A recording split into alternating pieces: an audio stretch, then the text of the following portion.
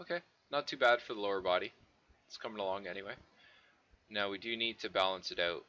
We need to balance out the upper body.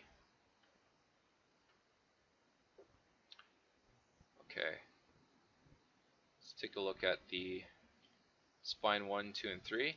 So I'm going to start by rotating spine 1 in those two directions. I'm counter rotating from the hips, all three values, just counter rotating. So I'm going clockwise in the Z, and I'm checking the front view, making sure that he's more up facing. There we go. Looks pretty good. So that's on frame 1. I'm going to select that and I'm going to paste it on to frame 20.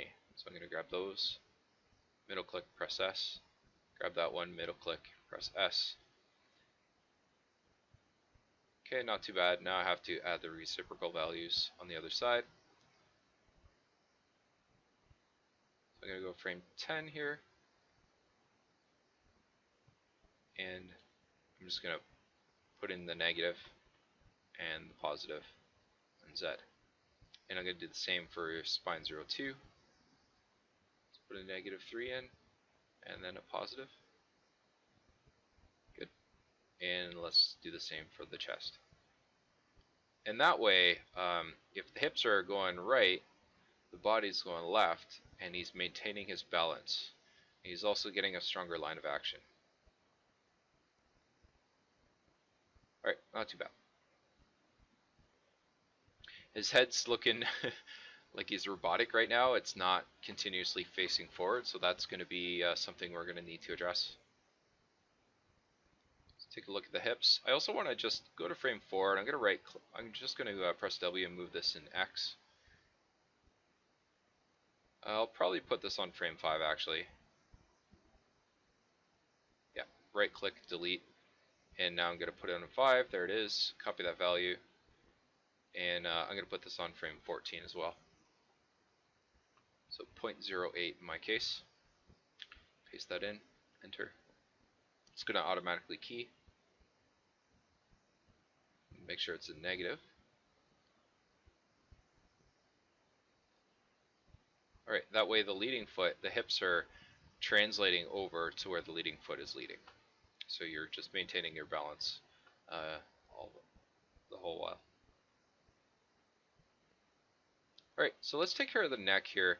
What I want to have happen is the head needs to be facing forward here. So on frame 1 and frame 20, I'm just rotating the neck so that the head's facing towards the front direction. Just to get balance there, and I'm going to go to frame 10 now and rotate it back. Yeah, keep that balance. So 1 and 20 are going to be the same, and 10 is going to be rotated the other direction. Here we go.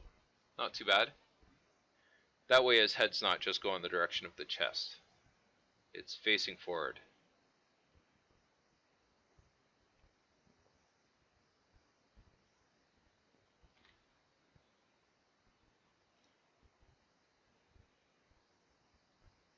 Okay, there we go.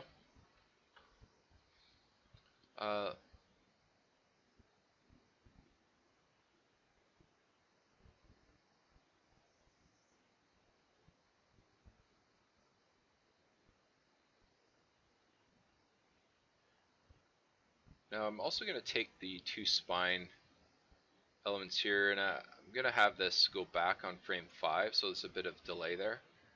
So we're going to have some overlapping action. So on frame 5, I'm going to take the spine 2 and chest. I'm just going to rotate this backwards. So when he lands, his leg lands down, it's going to look like he's the impact is traveling through his body. So again, on frame 5, I'm just rotating this back. Not too far. You don't want it to be too eccentric, but that's not too bad. Unless you did want that, you can really push the values. So I'm going to paste this onto frame 14 as well, so 5 and 14 in my case.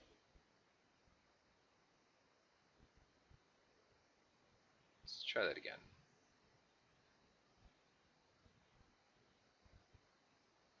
Okay, there's frame 5. I'm just doing the same thing. I'm just going to be a little more selective. There we go. So it's not too bad.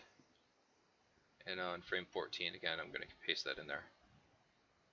So there's a little bit of a bobbing action when he's hitting the ground. The energy is sort of transferring through him. And again, that was counterclockwise in the Y.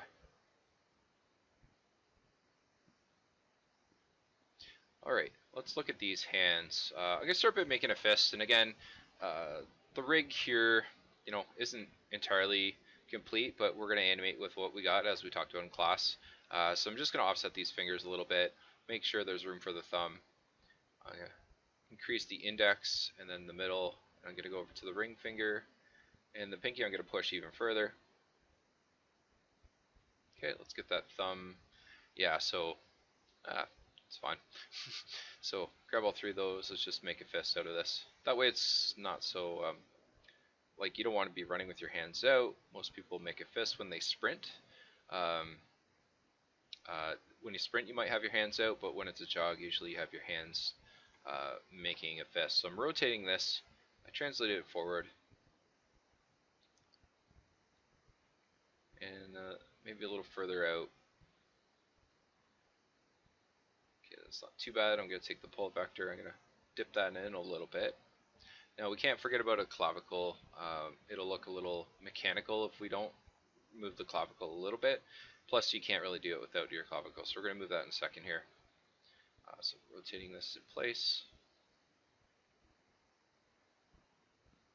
Not too bad. So let's just translate this up a bit. Up and out.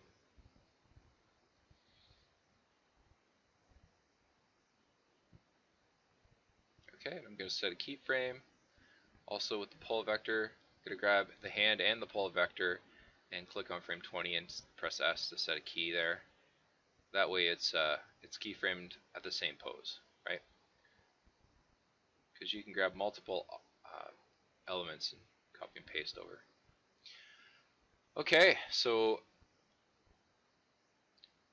let's go to frame 10, and I'm going to take this arm and I'm going to push it back and rotate it down a bit. You don't want to do too much rotation, just because we don't have a gimbal lock controller. I'm going to grab this pull vector and just push it back a little bit. Let's rotate this out some more. We want it to be not too far forward.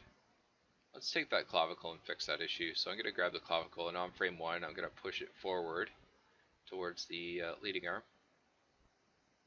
I'm going to middle click on 20, press S, and then on frame 10 I'm going to push it backward here so the clavicle is sort of going with the direction of the arm.